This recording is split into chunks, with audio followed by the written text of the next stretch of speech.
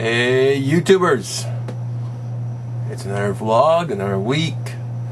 I just wanted to mention something off the top of my head that I've been seeing a lot are these Watts ads. They show a plug-in and it's like 15 seconds at last. And I'm not complaining about the ads. I understand that YouTube has to generate money to pay people and stuff, and there may be many more ads to come.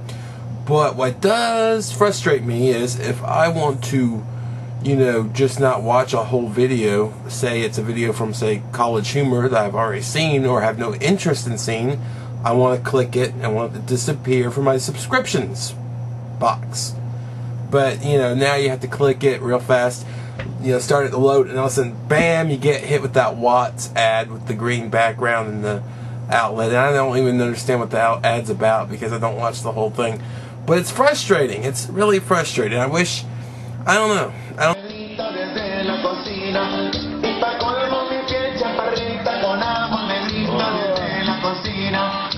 Alright, so this is a topic I saw on Dig not too long ago. You're talking about what was the best year for movies.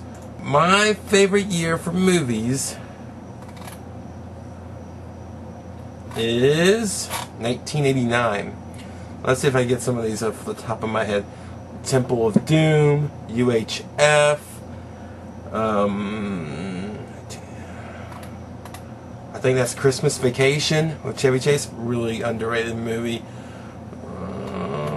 Oh yeah, I'm looking here. Batman, freaking Batman, the great Michael Keaton one.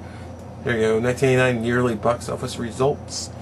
But it just, let's see, yeah, we got, now not Temple of Doom, Last Crusade, Indiana Jones' Last Crusade. Honey, I Shrunk the Kids. That movie doesn't get its due. Back to the Future Part 2. I thought that was the weakest of the films, but you can't go wrong with Back to the Future. Ghostbusters 2. Parenthood. Parenthood is a good movie. In fact, I find it hard to, name really good Steve Martin movies sometimes. It's like, I go Jerk, then I have like a long pause, then I'm like, Parenthood. When Harry Met Sally. That's one of those movies that I think goes past being a chick flick. It becomes mainstream. And I've seen When Harry Met Sally, and I enjoyed that. That was pretty good. Call Me a Little Girl if you want. Come on. Come on! The Little Mermaid, and not a big fan. That good musical. Good music. Turner and Hooch. Turner and Hooch actually had a lot of touching moments for... If you watch the trailer for it, you would think, this is all about comedy with Tom Hanks working off of the dog's humor. But then it has such sad undertones. Uncle Buck. Uncle Buck, I may have to do a bargain review of Uncle Buck. Uncle Buck is an amazing movie. And just for the reason, here's the great thing about John Candy. People, these other tough guys come into roles and they try to take over that same mindset. You look like Hulk Hogan came in and did The Nanny, where he takes over kids, like Uncle Buck takes over kids, and they can't do it. They just don't have the charm, but also as scary as John Candy is in Uncle Buck. You look at the Vin Diesel and the Pacifier, same deal. John Candy is great in Uncle Buck. He's terrifying and charming at the same time. One of the few actors that can pull that off. My hat's off. Major League. That started a pretty good series, well, at least 1 to 2. Yeah, you got some crap. Oh! Now this is depressing. Lean on Me only grossed $31 million. But Lean on Me's here. I like Lean on Me. Lean on Me. Roadhouse. All Dogs Go to Heaven. I always liked All Dogs Go to Heaven. I thought it had some really cool dark undertones for a cartoon. And I appreciated that. I wasn't being... I don't know, given straight fluff. But yeah, those are some pretty good movies. And to me, 1989, it's a solid year.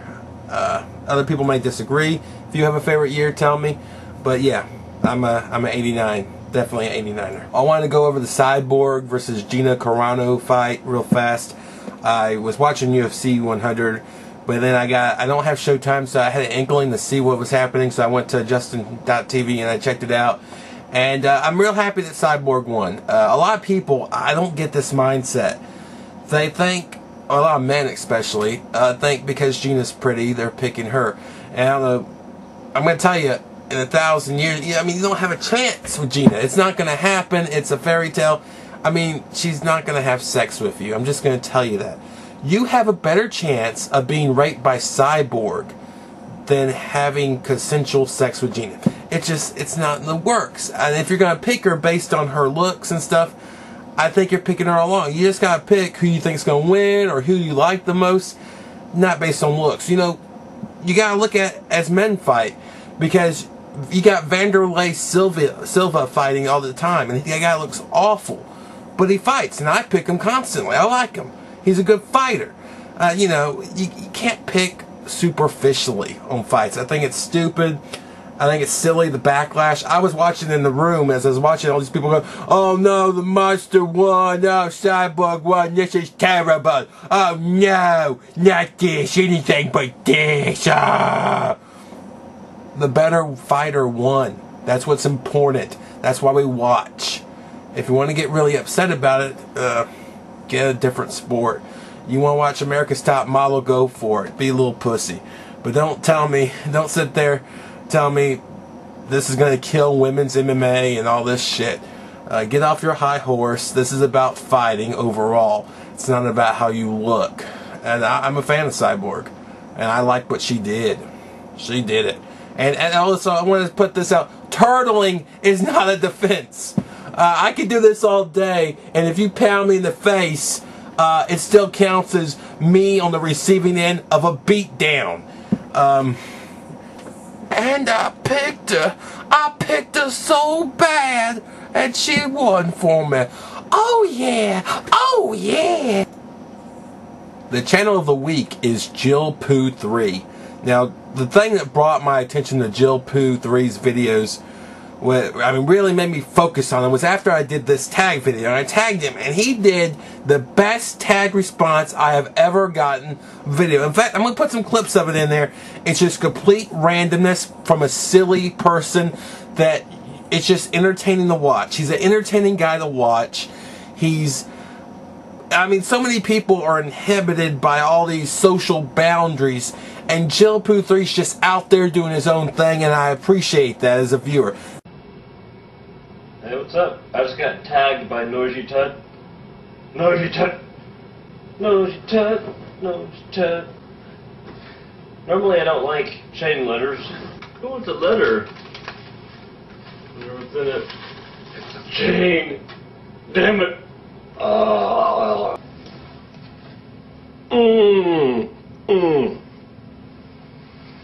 Who is also a game collector, but he does some crazy crap too, like playing Duck Hunt drunk, and he has plans for a Bush can chair. My brother Coil Yeti and I are working on a Bush chair, Bush beer. It's going to be a chair made out of nothing but cans. We measured the cans. Top secret blueprints here. We need a total of 832 cans to complete it. I think you should subscribe just to keep tabs on that project, because that sounds hella interesting. Hella. I'm bringing it back.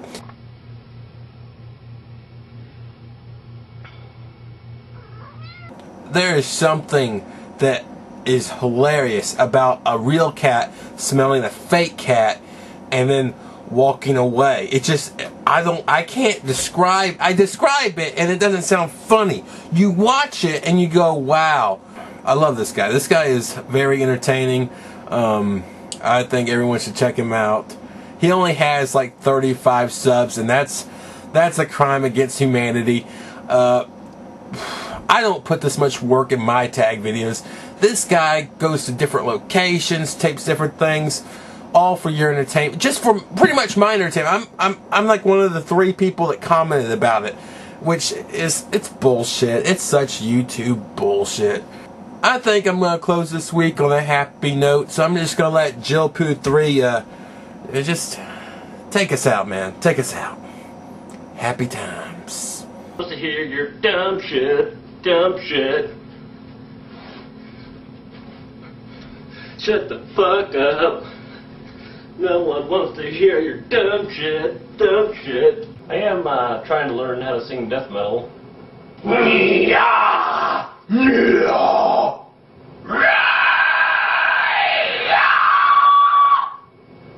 don't want to freak out the neighbors. Right.